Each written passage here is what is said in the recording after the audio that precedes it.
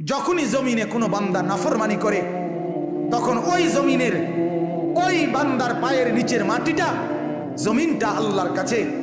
আবেদন করে, আল্লাহ আল্লাহ আমার একটু সুযোগ দাও, আমি একটা শুধু গড় দেমু, আমার নিচের মাটিটা উপরে উঠামু, উপরের মাটি নিচে নামামু, শুধু ওই লোকটা যেরকম বিছনায় এপাশ ওপাশ করে আমি আমার জমিনটাকে একটু এপাশ ওপাশ করবো, আমার নিচের মাটি তুলবো, উপরের মাটি নিচে নামাবো, আল্লাহ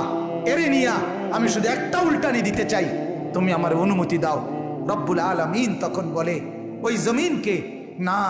তুই এমন করিস না, ও যে আমার বান্দা, ওরে না আমি বানাইছি,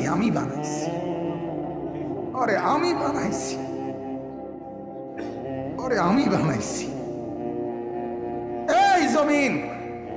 আমি কায়নাত আমার হুকুম দিয়ে বানাইছি, আর ওরে আমি হাত দিয়ে বানাইছি, আমার হাতে বানাইছি।